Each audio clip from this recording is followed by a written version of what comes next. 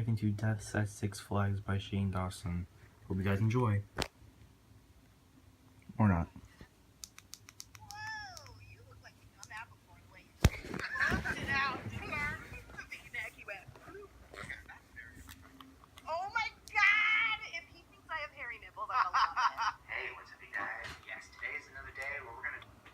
Sorry. Before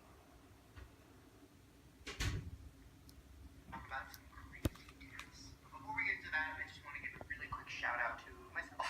So my new book, It Gets Worse, which I've talked about before, is coming out July 19th, which is really fucking soon. And it is available for pre-order right now at itgetsworsebook.com. I'll put the links in the description. It would mean so much to me if you guys got this book. I worked so incredibly hard on it to make it funnier than the first one and more in-depth, more personal. I wrote every fucking word myself. I talk about stuff I've never talked about in any of my videos. And it's also just really fucking funny, and I'm proud of it, and I think you guys are gonna fucking love it. So please go get the book right now. And also from July 19th to July 30th, I will be on the road meeting you guys. So if you want to meet me in person, I will put the link down there to check out my tour and where I'm gonna be.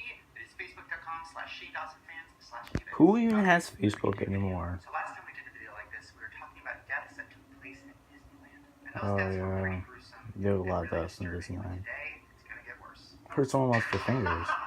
That's awful, but you know. Okay, I'm kidding. And again, I'm gonna say, please, no disrespect to the families of people who died. I just find it really interesting, and I like gross, crazy shit. Disclaimer in this video. And hopefully you do. So today we're gonna be talking about accidents that occurred at Six Flags. Six Flags, no, I'm never going there. Yeah, they're really intense. I've never been there, but I heard they're really intense. And they're fucking crazy. I mean, they have loops, they have sharp turns. On some of them, you're standing while you're going on it. They have rides with fire. It's just the most intense rides there are. But because of that, sometimes they have accidents. And today I'm not. Why is Six Flags even a thing then? Get stuck on the roller coasters while they're upside down. That shit happens all the time. Oh yeah, that's my worst fear. For hours, all the blood rushing to their head in 100-degree weather. It literally makes me sick just thinking about it. Now, the first death we're going to talk about is the Texas Giant. Now, the Texas Giant. Oh yeah, this one I've heard of. Intense. And on 2013, it had an accident that ended in death. A woman named Rosa was ejected from the ride and fell 75 feet to her death. Rosa was sitting in the third row back, and the lap bar didn't completely close. And when the roller coaster went down the first big hill, she flew out. She fell from 75 feet, which is higher than a 7-story building. And she landed on a metal support beam. Here's some news footage from that day. She goes up. That's crazy. Never going to Six Flags.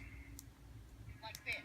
And then when it drops to come down, that's when it released and she just tumbled. Carmen Brown was next in line to ride the Texas Giant when she watched a woman tumble to her death. It was 6:45 Friday night. Brown says the woman got on the roller coaster with her son, and then on one of the sharp twists and steep drops along the Giant's 152-foot tall path, the woman fell.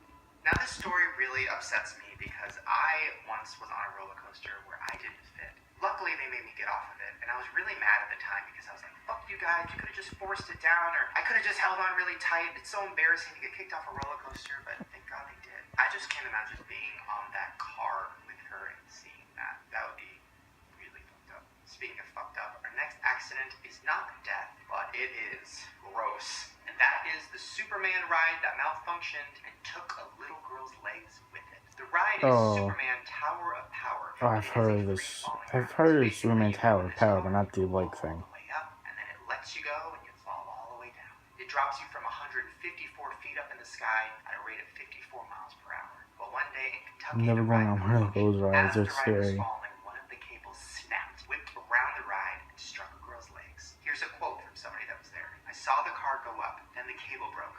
I heard a loud pshh, and then I heard a lot of people screaming. When I looked, the girl was just sitting there, and she didn't have any legs. She was just there, calm, probably in shock. I can't even imagine that. You're literally sitting there, you turn, and the person on the right next to you is missing their fucking legs. Now, there's no footage of this specific event happening, but there is a lot of footage of rides like this malfunctioning, and it is fucking terrifying. Take a look. An amusement park ride has broken down, and terrified passengers are stranded 80 feet up. After 2 long hours, firemen finally reach the riders. They tell them they'll be down soon. Unfortunately, it's sooner than they think. Whoa. If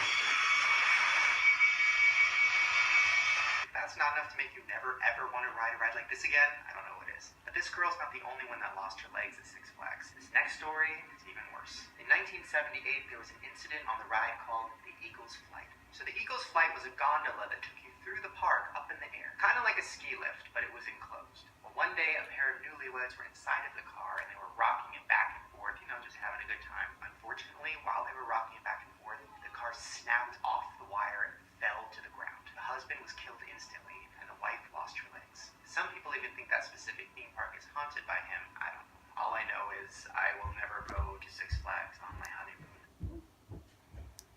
Just out of superstition. Now the next step is probably the most gruesome and also the most sad. And that was when somebody got decapitated on Batman the Ride. So Batman the Ride is actually my favorite ride at Six Flags. I've heard of this I know before. I'm talking about all these deaths and it's scary, this and that. I really love Six Flags. And I used to go a lot. Probably not as much anymore after reading all of this, but I'll still probably go back. And Batman is my favorite. It is fast, but it's not too fast. You're sitting with your legs just flying through the air. It's just a really good ride. Well, in June of 2008,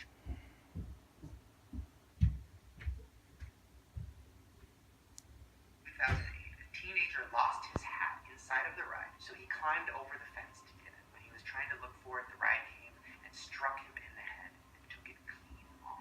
The police report said that the ride was going full speed when it struck him, and that was 50 miles an hour. Luckily, nobody was actually riding the ride when this happened. They were just testing it out, but it was still insanely fucked up. And the kid was with his friend, and his friend survived, and he saw the whole thing. So that story, just even more so, is a warning for you guys. If you are at a theme park, please do not do anything stupid. Please do not climb any gates. Please do not do anything without asking somebody, because unfortunately, a little mistake like that can end like that. Well, there you guys go. That was me talking about some of the craziest events and accidents that have happened at Six Flags. And once again, no disrespect to the family members who lost somebody. I just enjoy talking about this dark stuff, and I don't want to hurt you. And if you guys enjoy Never going to Six Flags. Ever.